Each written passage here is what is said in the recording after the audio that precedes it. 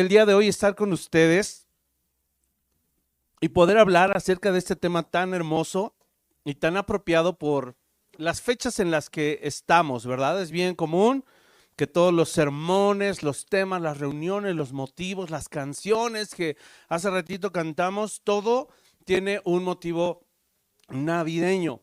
Así es de que el día de hoy vamos a tratar de ser breves, pero ir al grano. Y esta enseñanza de nuestra reunión dominical le titulé Dios con nosotros. Si tú tienes ahí tu cuaderno y tu Biblia, espero que hayas traído tu cuaderno y tu Biblia, porque nuestra reunión pues era normal. Si no, saca el celular.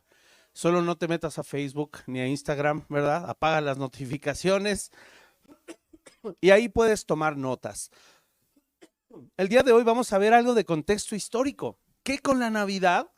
Porque se habla siempre de la historia típica, ¿verdad? Que conocemos, que María estaba encinta y entonces fueron a Jerusalén a ser empadronados y entonces no hallaron posada. ¿Y qué sigue después? Ayúdenme con la historia. ¿Y a dónde fueron a dar? Porque ellos, ¿cuál era el destino original? No, no era Belén. En Belén, bueno, ¿era dónde? Jerusalén, pero hallaron posada ¿en dónde? En Belén, y entonces ahí en Belén, ¿verdad? Ahí fue donde hallaron, no una posada, hallaron en un pesebre, literalmente donde se quedan los animalitos, y por eso se pone el típico nacimiento, el nacimiento que ponemos ahí al pie del árbol, ¿verdad? Y luego pues todo lo que demás sucede, los dicen que eran 3 reyes magos, ya sabemos que no eran 3, no se sabe cuántos eran, llevaron regalos, la estrella, los pastores, los ángeles y, ay, nació Jesús y ahí todos muy felices. Pero vamos a verlo desde otra perspectiva totalmente diferente y esta historia que necesitamos conocer, porque ¿cuál es nuestro objetivo? Conocer a Dios y tener la certeza en nuestro corazón que aún estas fechas y estas épocas las celebramos con plena convicción. Di conmigo, convicción. Plena convicción significa que no vamos a olvidar nunca el motivo por el cual celebramos, ¿verdad? Y hay muchos textos que salen en internet y videos que dicen, celebra, el verdadero motivo de la Navidad es Cristo. Y frases que dicen predicadores, podría venir Cristo y nacer 1000 veces en la tierra, pero si no nace en tu corazón, no sirve de nada. Y cosas de ese estilo. Pero mira, creo que hoy en día, más que seamos creyentes emocionalistas, sí somos emocionales, ¿ya aprendieron? ¿Cuántos sí aprendieron en el seminario de emociones que podemos ser emocionales, pero no emocionalistas? Y a veces toda esta época nos inspira el ser emocionalistas y poner aún los ojos en otra cosa y no tanto en la verdad bíblica. Y es en donde hoy quiero enfocarnos. Cantábamos hace rato varios cantos donde se escuchó un nombre que es muy conocido, Emanuel, que significa Dios con nosotros. Y así titulamos esta enseñanza. Abre tu Biblia, por favor, en Isaías, capítulo 7. Y vamos a usar varios pasajes de allí, así es de que te pido que no cierres tu Biblia, sino que pongas la pestaña en Isaías, porque vamos a usar algunas referencias de allí. Isaías capítulo 7, yo no sé si tú sabes en qué época profetizó Isaías. ¿Alguien sabe? ¿Alguien recuerda?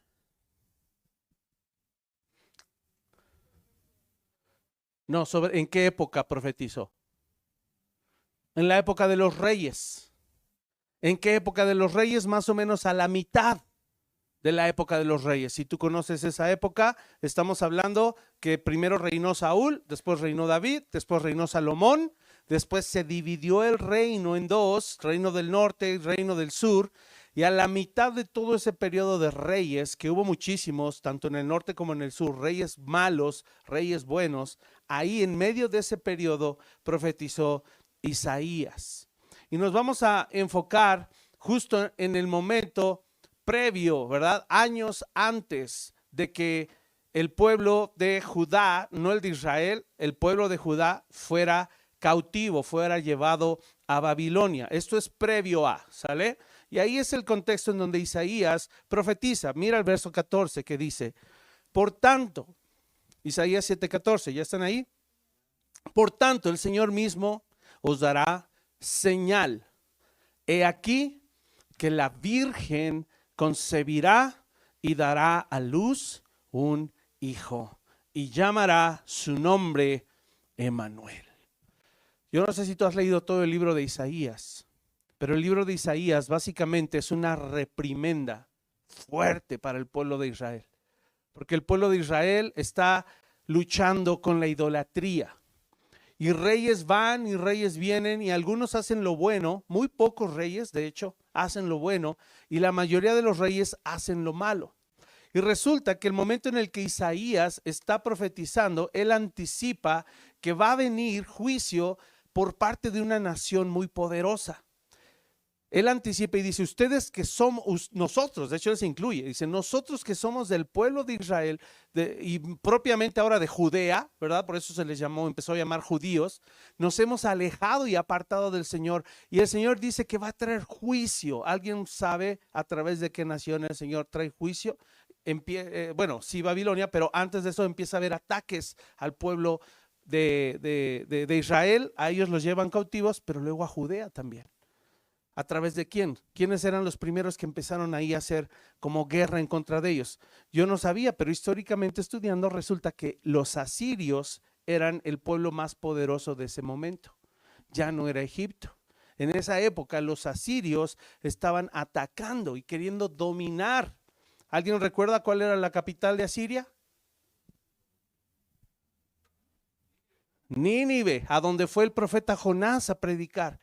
Por eso no quería ir a predicar. Otro dato curioso, Jonás no quería ir porque Nínive eran los enemigos de Israel y era un pueblo pagano y perverso, idólatra. Y Jonás dice, Dios, ¿cómo voy a ir a predicarles allá a Siria, la capital de Nínive?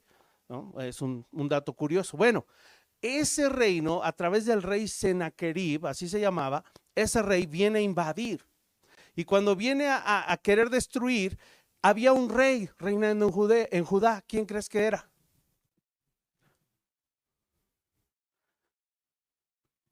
Qué bueno que estoy predicando de esto, ¿verdad? Porque si te hubiera preguntado qué animalitos había en el establo cuando Jesús nació, hubiéramos dicho bien, había borreguitos, burritos, porque esa historia ya no la sabemos. Pero qué bueno que estamos viendo esta historia. Resulta que el rey Ezequías estaba reinando en Judá. El rey Ezequías. Y el rey Ezequías le manda llamar, ¿a quién crees? Cuando viene a Siria y viene el rey Sennacherib a querer conquistar Jerusalén, a querer conquistar el reino de Judá, ¿a quién crees que el rey le llama? Al profeta Isaías. Le manda a hablar, le manda un mensaje, le manda un WhatsApp y le dice, por favor, ponte a orar. Ora por nuestro pueblo, porque vienen los asirios, viene Sennacherib y nos quiere conquistar, ¿verdad? Y entonces resulta que se pone a orar Ezequías y se pone a orar Isaías y todo el pueblo de Israel. ¿Y qué crees que hace el Señor? Los liberó de mano de Sennacherib, rey de Asiria. Fue algo maravilloso. Lee tú la historia con calma. Pero mira, quiero que veas cómo en el libro profético de Isaías el Señor empieza a prometer un libertador. Y aquí acabamos de leer que dice, el Señor mismo les dará señal, he aquí la Virgen concebirá y dará a luz un hijo y llamará su nombre Emmanuel. Ahora, la pregunta es la siguiente, ¿por qué Emmanuel? ¿Qué quiere decir? Dios con nosotros. Quiere decir que a través de este Mesías, él iba a ser como un rey representativo de que Dios estaría con ellos. Vamos al capítulo 9, 2 capítulos adelante. Quiero que veas lo que Isaías profetiza también. Isaías 9, verso 1. Fíjate bien, pon mucha atención. Él dice, mas no habrá siempre oscuridad para la que está ahora en angustia, tal como la aflicción que le vino en el tiempo que livianamente tocaron la primera vez a la tierra de Zabulón y a la tierra de Neftalí.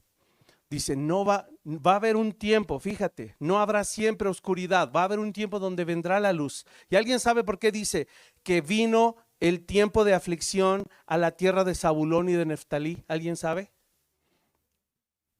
Porque resulta que esas dos tribus, Zabulón y Neftalí, ¿dónde crees que estaban? al norte, en la frontera con Asiria. ¿Cuáles fueron las primeras tribus y el primer territorio que Asiria conquistó? Zabulón y Neftalí.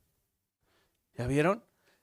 Por ahí entró el rey asirio, conquista toda esa zona del norte y llega hasta Jerusalén, en donde sitia al rey Ezequías, de quien estamos hablando. Y dice, sí, vino aflicción por el norte, porque yo sé que iba a venir de ahí, iba a venir Asiria. Pero mira, pues al fin llenará de gloria el camino del mar, de aquel lado del Jordán.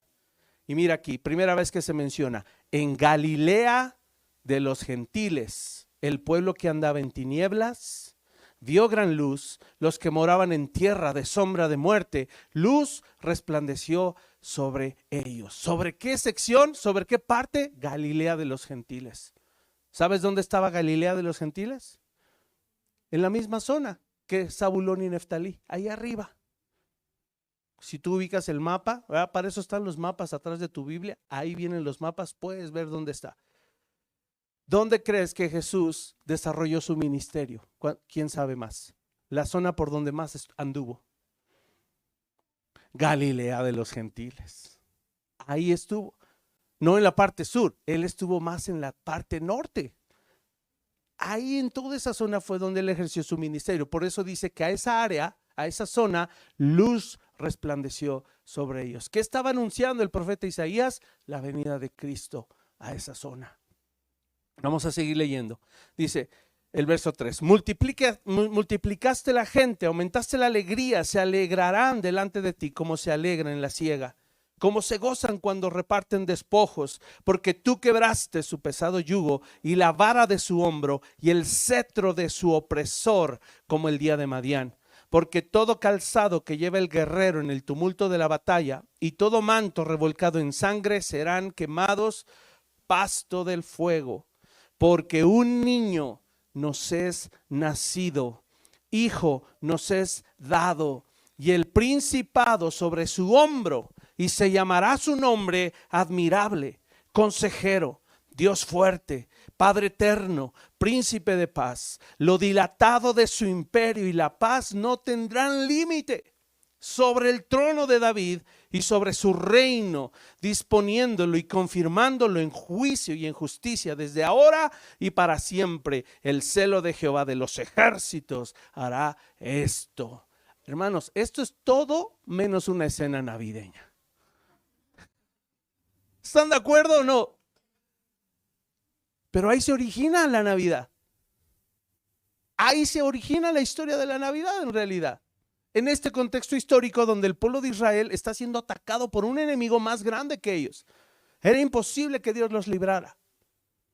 Y Dios los libera, y además de que los libera les dice, va a venir un niño va a nacer, que va a alumbrar esa zona, ¿verdad? De los gentiles. Galilea de los gentiles. Y ahí va a estar, tierra de Neftalí, tierra de Zabulón. Y este niño, ¿qué dice? Que va a ser su nombre. Admirable, consejero, Dios fuerte, Padre eterno, príncipe de paz. Y habla de un imperio enorme. Yo creo que el pueblo dijo, wow, o sea que el imperio asirio se va a quedar corto con la magnificencia de este Mesías redentor, este rey, por así decirlo, que el Señor nos está prometiendo. ¿Cuál sería la respuesta? Pues que sí, ¿no? Pues claro. Ahora, quiero que veamos, yo no sé si tú sabías, pero abre tu Biblia en el Salmo 46. Resulta que el Salmo 46, ¿cuándo crees que se escribió? ¿Alguien sabe?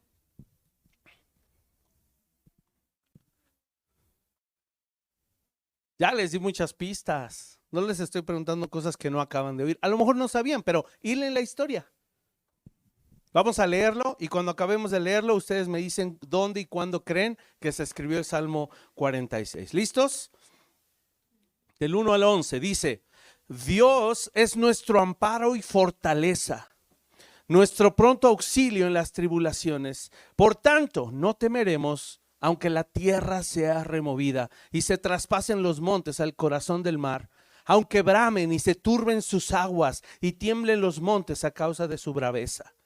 del río, sus corrientes alegran la ciudad de Dios, el santuario de las moradas del Altísimo. Dios está en medio de ella, no será conmovida. Dios la ayudará al clarear la mañana.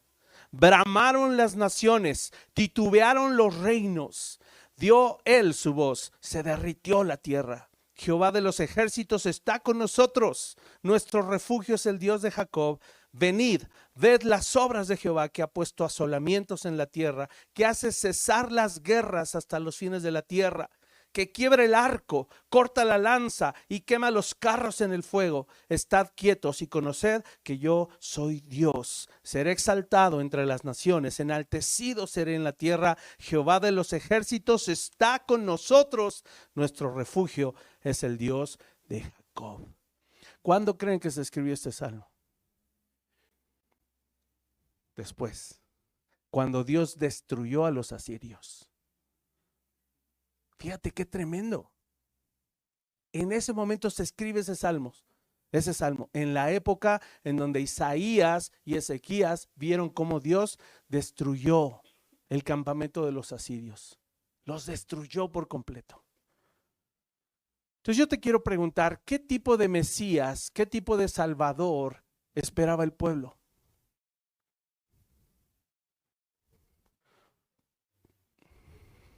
Un guerrero, ¿qué más se les ocurre? Un hombre fuerte.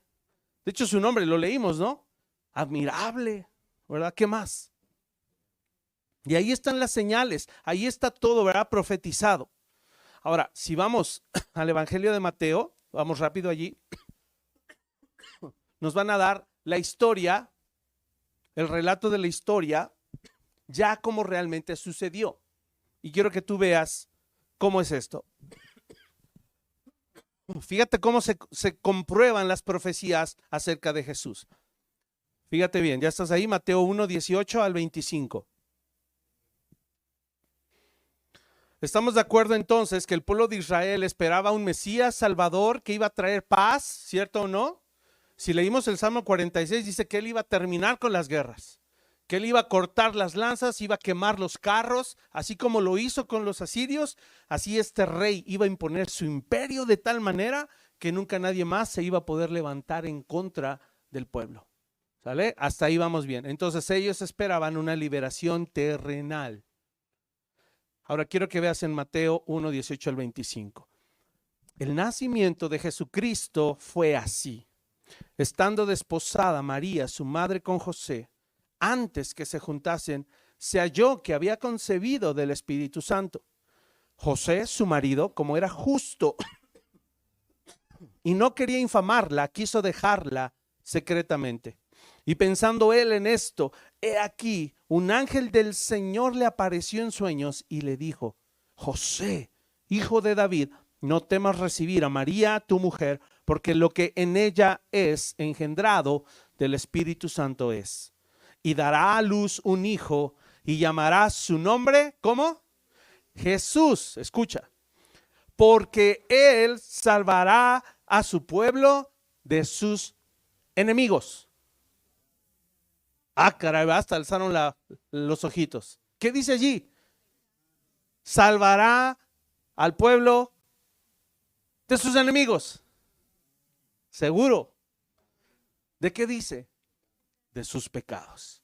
Seguimos. Todo esto aconteció para que se cumpliese lo dicho por el Señor por medio del profeta cuando dijo, lo acabamos de leer, ¿verdad? En Isaías: he aquí, una virgen concebirá y dará a luz un hijo y llamará su nombre Emanuel, no Jesús. ¿Qué pasó allí? ¿Qué pasó allí?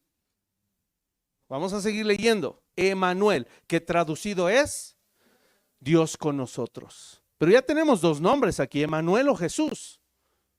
¿Estás de acuerdo? Parece que hay una discrepancia allí, pero no lo es.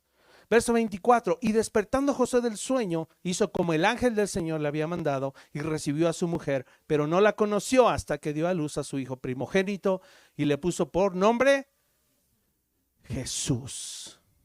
¿Sabes qué significa Jesús? Viene del nombre Yeshua, que quiere decir Jehová salva. Eso quiere decir Jesús, Salvador. Aquí el detalle es de qué venía según Jesús a salvar. Escucha, según Isaías. Según Isaías, ¿a qué venía a salvar? ¿O de qué venía a salvar? Parece ser que de los enemigos, ¿no? Ahora yo te quiero preguntar, Israel, desde su historia, ¿todo el tiempo tuvo enemigos? Sí.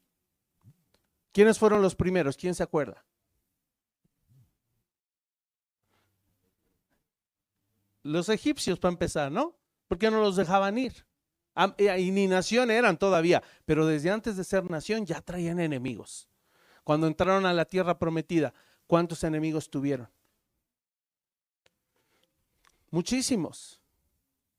A la fecha, día de hoy, 2025, ¿siguen teniendo enemigos? Sí. Pero ¿sabes cuál es el problema? Que el verdadero enemigo del pueblo de Dios no eran los enemigos en sí mismos, no eran ejércitos terrenales. ¿Por qué razón? Escucha esta pregunta, es muy importante, porque de esto se trata verdaderamente la historia de la Navidad. Y así vas a poder entender qué significa la palabra Jesús, qué significa la palabra Emmanuel y por qué celebramos y estamos tan agradecidos por Dios con estas fechas. ¿Qué fue lo que Dios le dijo al pueblo de Israel?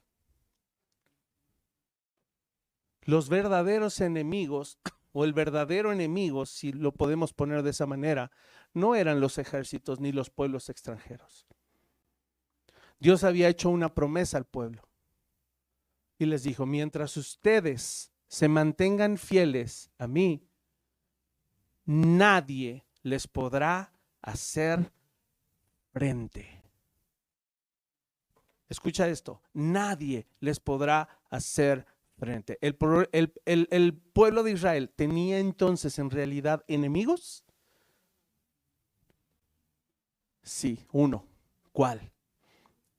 Ellos mismos, el pecado de su corazón, porque ellos se alejaron del Señor. Ellos quebrantaron el pacto. Ellos negaron al Señor, adulteraron espiritualmente. Y por eso es que en cuanto ellos se alejaron del Señor, empezaron a brotar los enemigos. Inmediatamente. Entonces la pregunta es, ¿el Mesías Redentor de qué tendría que venir a salvar? ¿De los pueblos enemigos en realidad? ¿O del verdadero enemigo que era el pecado? ¿Qué dijo el ángel? Y llamará su nombre Jesús, porque él salvará al pueblo de sus pecados. Ese es el verdadero problema con el hombre. El pecado. Ese es el verdadero enemigo y eso es de lo que debemos ser salvos. Mira Mateo 4, 3 capítulos adelante. Fíjate cómo dice el verso 12 al 17. Mateo 4, 12 al 17. Tú sabes aquí qué está sucediendo. Jesús fue bautizado por Juan el Bautista, ¿verdad? Y después de que fue bautizado, mira qué sucede. Todavía falta, después de que él va al desierto a ser probado, ¿verdad? Tentado. ¿Cuántos días estuvo en el desierto? 40 días, 40 noches. Después de que Jesús regresa del desierto, verso 12. Cuando Jesús oyó que Juan estaba preso, ¿volvió a dónde? Volvió a Galilea. Y dejando a Nazaret, vino y habitó en Capernaum, ciudad marítima en la región ¿de qué? Zabulón y Neftalí. Es bien curioso esto. Nazaret, ¿en qué zona está? ¿De qué tribu creen que está? Zabulón, Nazaret.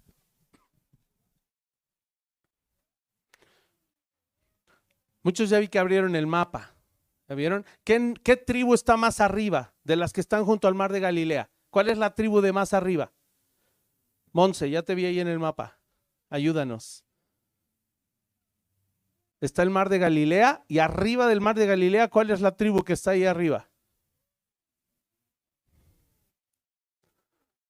¿No? ¿Tu mapa no funciona? A ver, alguien ayúdele a Monse. ¿Cuántos abrieron el mapa? Aunque sea por curiosidad. Óiganme. ¿Cuál? Neftalí. La de más arriba es Neftalí. ¿Y Zabulón dónde está? Pero están pegados. Vean las tribus. Están pegadas. ¿Ya las vieron? Zabulón y Neftalí están pegadas. ¿Cuál está arriba? No, de las tribus de Israel.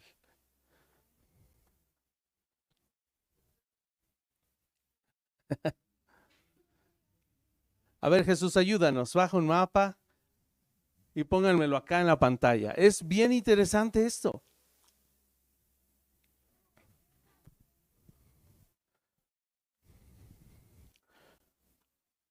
Y quiero esperarme, ¿sabes por qué?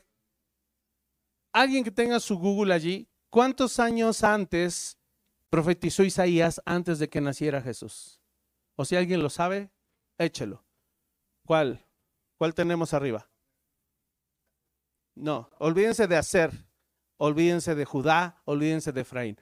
Neftalí y Zabulón. ¿Cuál está arriba y cuál está abajo? Neftalí está arriba y Zabulón está abajo. ¿Dónde creen? ¿A dónde dice que se fue Jesús? Lo acabamos de leer. Lo acabamos de leer, hermanos, verso 13. Dejando Nazaret, vino y habitó ¿en dónde? En Capernaum. ¿Dónde creen que está Capernaum?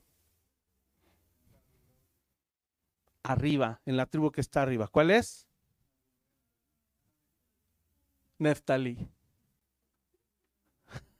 Ahora sí andan perdidos. Los vamos a poner a estudiar geografía bíblica, porque están pa'l perro. Neftalí, aquí está el mar de Galilea, ¿sale? En este puntito de aquí, ahí está Capernaum. Es un puertito ahí cerca del mar de Galilea. Nazaret, ¿dónde creen que está? Está en Zabulón, por aquí por donde está la L de Zabulón, por ahí está. Él creció en Zabulón, por así decirlo, y ejerció su ministerio en Neftalí. Es decir, Nazaret está en Zabulón, Capernaum está en Neftalí.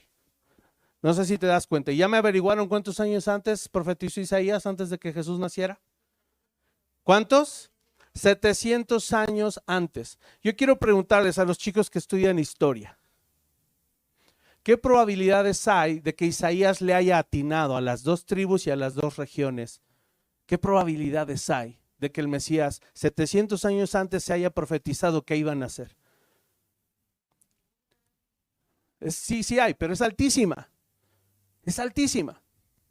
Ahora, ¿sabes cuál es el otro detalle? Mira, ¿qué dice la Biblia? Verso 14. Para que se cumpliese lo dicho por el profeta Isaías cuando dijo: tierra de Zabulón y tierra de Neftalí, camino del mar al otro lado del Jordán, Galilea de los gentiles. El pueblo asentado en tinieblas vio gran luz, y a los asentados en región de sombra de muerte, luz les resplandeció. Desde entonces comenzó Jesús a predicar y a decir: arrepentíos, porque el reino de los cielos se ha acercado.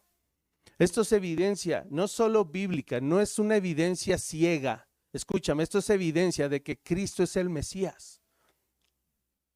No que pongamos el nacimiento abajo del árbol. Eso no es evidencia de nada. No que oremos en la cena de Navidad para que Dios nos bendiga, ¿verdad? Al final del año. Y esa oración generalmente ¿hacia cuándo se extiende? Hacia el 1 de diciembre, ¿verdad? El 31. Señor, bendice nuestro. Eso tampoco es evidencia de que Cristo es el Mesías. A veces, hermanos, desaprovechamos la oportunidad y dejamos pasar estas fechas, ¿verdad? Y pensamos que es algo tan simple para nosotros, pero para los que están allá afuera necesitan mucha evidencia de que Cristo es el Mesías, de que Cristo existió. ¿Alguien sabe la diferencia? Y lo hablaba yo en una predicación, y es tan importante esto, y no le quiero quitar lo aburrido a la Navidad, porque a lo mejor venías nostálgico, ¿verdad? Pero no, tú necesitas también vivir tu cristianismo racionalmente. Emocionalmente es bien lindo, pero a veces dejamos a un lado la racionalidad y dejamos a un lado la evidencia que el Señor nos ha puesto. Y es muy importante que tú y yo entendamos estos puntos. Y solo estoy tocando, si tú te fijas, 4 referencias cruzadas. Pero hay muchas más profecías que se cumplieron de Jesús. Exactamente. ¿Sabías que se profetizó en dónde iba a nacer Jesús? ¿En qué ciudad específicamente? ¿Dónde iban a nacer? Ese sí se la saben. ¿Dónde? En Belén, ¿verdad? ¿Quién lo profetizó? ¿El profeta qué? ¿Zacarías? No, ¿cómo creen? ¿Quién lo profetizó? ¿Isaías? No, tampoco. ¿Quién lo profetizó, hermanos? ¿Quién? Fuerte. ¿Quién dijo Miqueas? Le vamos a dar un premio. Chema, Miqueas lo profetizó. ¿Cuándo profetizó el profeta Miqueas? ¿En qué época?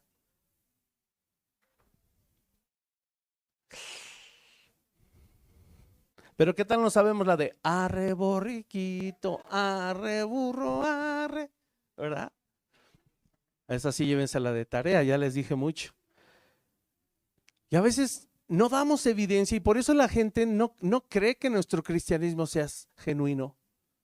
Porque no sabemos esta historia y nos tiene que apasionar también, amado hermano. Ahora, vamos ya al punto, ya para terminar, ¿verdad? Porque me dijeron media hora, creo que ya me pasé. No me han puesto ahí los minutos. Yo me sigo, ¿eh? Isaías 9, Isaías 9 ya lo leímos. ¿En qué nos quedamos? Mateo 4. Ahora, por último, vamos a Juan, capítulo 1. Y ahí vamos a terminar. Fíjate qué tremendo es esto. El pueblo escogido de Dios, los judíos, ¿qué estaban esperando? Un Mesías, Salvador, revolucionario, guerrero, conquistador, que arrasara con sus enemigos. Pero el mayor enemigo que tenían era el pecado. Cuando aparece el ángel del Señor y le dice a José, llamará su nombre Jesús, y le recuerda el pasaje de Isaías, ¿verdad? Y le dice, llamará su nombre Manuel. Y yo creo que ahí José, y dice la Biblia que él era un hombre justo. ¿Sabes qué significa eso? Un hombre justo no podía ser justo si no conocía las escrituras. Este hombre José conocía las escrituras. Y él sabía que iba a venir un Mesías que el profeta Isaías había descrito y que vendría, ¿verdad? De la ciudad de Belén. Y resulta, curiosamente, ¿de dónde crees que también era José? ¿Oriundo de dónde? De Belén también. Y entonces, por eso se le hizo fácil ir a Belén. Y en Belén no nada más nació José, nació su hijo Jesús. Y qué curiosidad que después de que huyen a Egipto, ¿verdad? Porque querían matar a los niños, y hay otra profecía de la matanza del rey Herodes, se van a Egipto y después regresan. ¿Por qué no regresaron a Belén, que era la ciudad natal de José? Regresaron a Nazaret, que ya vimos qué tribu era. Pónmela otra vez. A Zabulón. Y luego cuando el niño creció y empezó a ejercer su ministerio, ¿a dónde fue? A Capernaum, que es en la zona de Neftalí. Y todas esas evidencias es tan importante que tú y yo lo tengamos claro, pero que sepamos cuál es el verdadero enemigo y que Jesús, como el Mesías, no venía a liberarnos de los pueblos opresores, venía a liberarnos del gran enemigo opresor que es el pecado. Ese enemigo espiritual, el cual no podemos vencer por nuestras propias fuerzas. Por eso el Salmo 46 es tan importante, ¿verdad? ¿Cuáles serían entonces nuestros enemigos espirituales? No lanzas, no espadas, no carros de un ejército grande, sino el pecado, la carne, el mundo, Satanás mismo. Mira qué dice Juan, capítulo 1, también se lee mucho en Navidad. Y entonces ahora entendemos. ¿Qué dice el profeta Isaías que iba a venir a esa tierra de Galilea de los gentiles? El pueblo que andaba en tinieblas, ¿qué cosa? Luz resplandeció sobre ellos. ¿Y qué dice Juan 1:9? Aquella luz verdadera que alumbra a todo hombre venía a este mundo En el mundo estaba y el mundo por él fue hecho, pero el mundo ¿qué? No le conoció. A lo suyo vino y los suyos no le recibieron. Más a todos los que le recibieron, a los que creen en su nombre, les dio potestad, derecho de ser hechos hijos de Dios, los cuales no son engendrados de sangre, ni de voluntad de carne, ni de voluntad de varón, sino de Dios. Y mira aquí, y aquel verbo fue hecho carne y habitó entre nosotros y vimos su gloria, gloria como del unigénito del Padre, lleno de gracia y de verdad. ¿Cuál es el objetivo entonces, para cerrar? De que Dios le llamara Emmanuel, Dios con nosotros, y además Jesús. ¿Cuál es el objetivo de que Dios esté en nosotros? ¿Qué dice Romanos capítulo 8? ¿Tú has leído eso? Si Dios es por nosotros, ¿quién contra nosotros? ¿Sabías que ese versículo está relacionado con el Salmo 46? Dice lo mismo, Él es nuestro amparo y nuestra fortaleza. Y si Él nos defiende, ¿quién podrá contra nosotros? Romanos 8 lo vuelve a decir. Pero ahora, en el contexto espiritual, si Dios está contigo, nadie te podrá hacer frente. Y Él se refiere al pecado, se refiere a la condenación, se refiere a la muerte, se refiere a la muerte eterna, que es ir al infierno en caso de que alguien rechazara al Señor.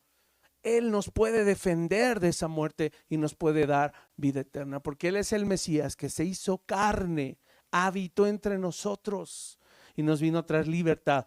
Vuelvo a repetir, no de los enemigos terrenales, nos vino a traer libertad de nuestro pecado. Y eso es lo que necesitamos compartir y hablar y predicar en Navidad. No que se arrulló al niño en pañales, ¿verdad? Sí, es hermosa esa historia y es profundo, profundo. A lo mejor pensaban, ay, el pastor va a hablar de la encarnación y de la teología de la encarnación. No. Hechos, evidencia también, porque tú necesitas ver la Navidad de forma diferente. Y te hago spoiler, de paso, la Navidad no fue en esta época, ¿verdad? ¿Alguien sabe por dónde, qué mes fue más o menos? En abril, cuando hace más calor. Pero es que así somos. Amado, llévate esto en tu corazón. Dios está contigo y si Él está contigo, nadie te podrá hacer frente. Y eso se refiere al pecado.